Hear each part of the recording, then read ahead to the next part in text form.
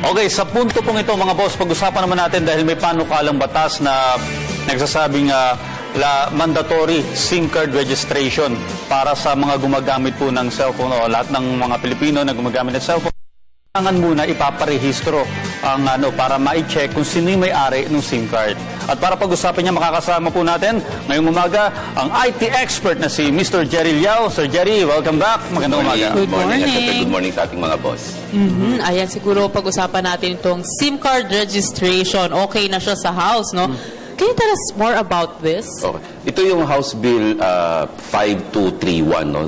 Kinonsolidate na yung 8 na House Bill into 1, no? So, approved na siya na dadalhin sa plenary for discussion.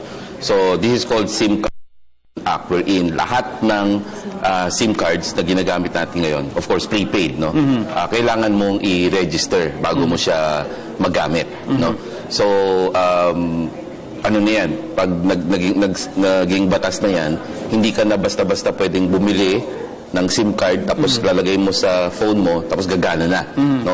So, kailangan mo siyang i-register. So, meron, ang kasama doon sa panukala is you're going to have a form that you have to fill up, control yung number, no?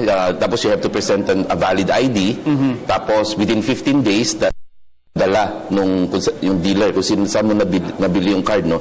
Sa telco, no? Tapos bago nila i-activate yung number mo. Parang plaka lang. May registration.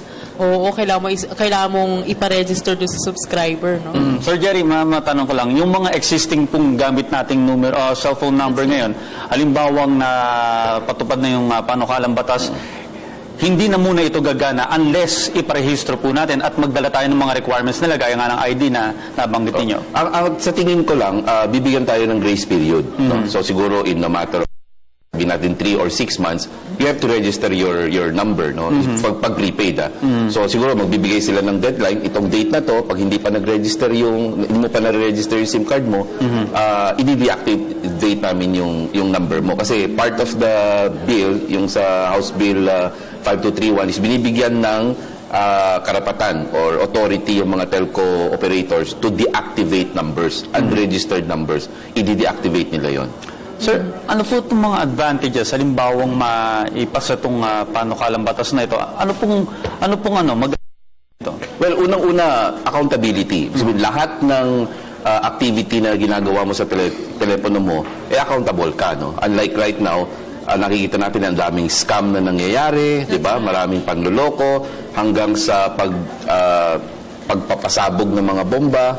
Pwede mo gamitin yon sa pamamagitan ng cellphone mo nang hindi alam kung sinong gumagawa, no? So ngayon, hindi mo matitrace. SIM card. Yes, ngayon accountable ka na, no? So that's the number one advantage to mabawasan o kahit paano mapigilan yung krimen gawa sa pamamagitan ng iyong telepono.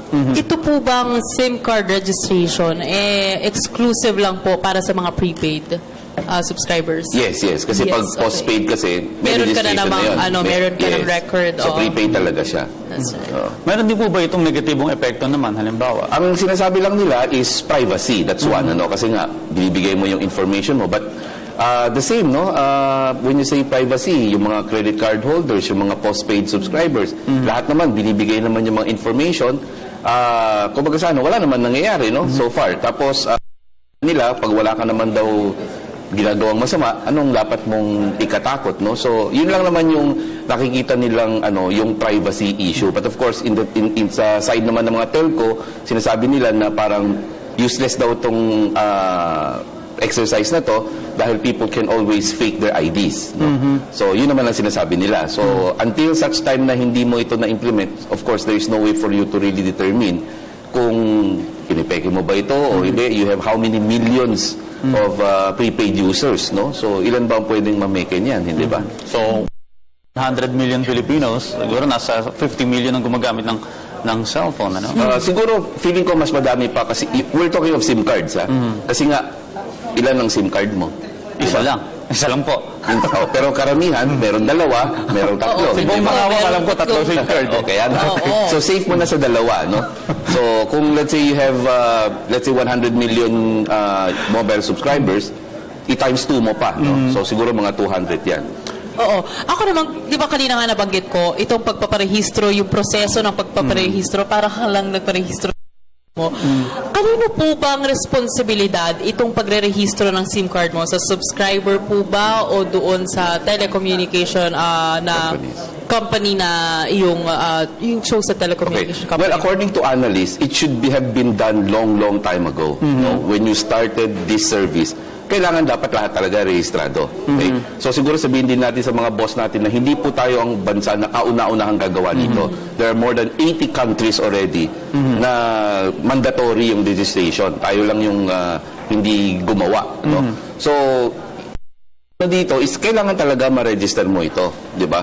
So kaso ngayon lang ang problema ngayon, yung kung titingnan mo yung proseso, and if I may suggest, yung form, yun ang medyo mahirap di ba? Kasi yun ang madaling i-fake. Kasi kahit ano pwede ko isulat, ano ba naman ng parang pakialam o alam nung nagbebenta, di ba? Na ikaw ba ito o hindi, no? So, mas maganda siguro, pwede akong bumili dun sa dealer, but the registration should happen dun sa shop nung telco operator. Kasi kalat na kalat naman sila di ba? So, sa biometrics, no? Picture, biometric, para sigurado kung ikaw yun. Hindi ba? Okay. Walang pwedeng palitan o lokohin, hindi ba?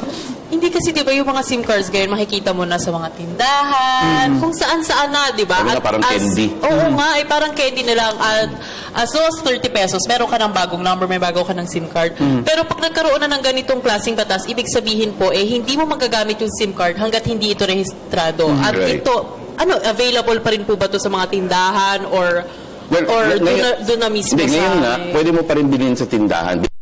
Yes. No? But you have to fill up a form. Okay. No? Tapos Okay. yung form na yun, kailangan dali mo sa telco within 15 days. Which, yun nga, ang iniisip ko, yung form, parang the form makes the concern of the telcos valid. Kasi madaling, kahit ano isulat ko dun di ba?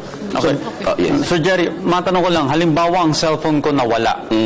Nawala. Ngayon, maaaring gamitin ng mga kriminal Right. yung cellphone ko Right. sa masamang gawain nila. Yes. Ano pong dapat gawin kapag pumasa na itong batas na ito? Parehong-pareho sa proseso kapag nawala yung credit card mo, you call. No? Automatically, you call. Papa-cancel mo. Oh, yes. Pero dito papasok yung responsibility mo, yung being a responsible user. No? For this to work, kailangan NTC, which is government, telco operators, which is the private sector, and the consumer should all work hand in hand. No? Para maging successful to. Hindi pwedeng isa lang.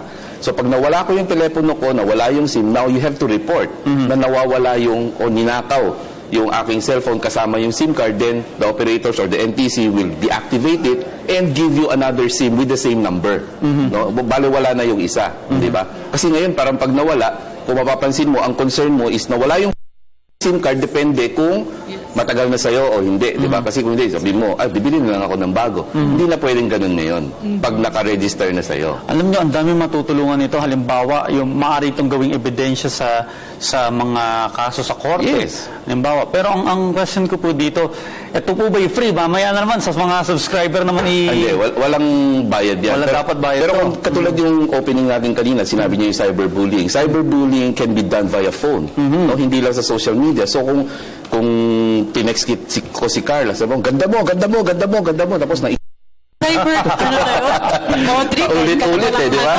Kasuhan. So, pwede mo nang kasuhan. No? Sabi mo, kanina pa, kahapon pa ako tinatawag na maganda dito. Oo. O, sino ba tong number na ito? Hindi ba? Parang ganyan. Okay, sana nga. Cyber bullying.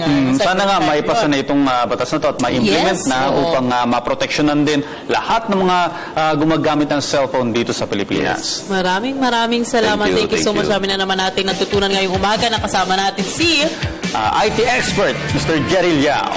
Maraming salamat.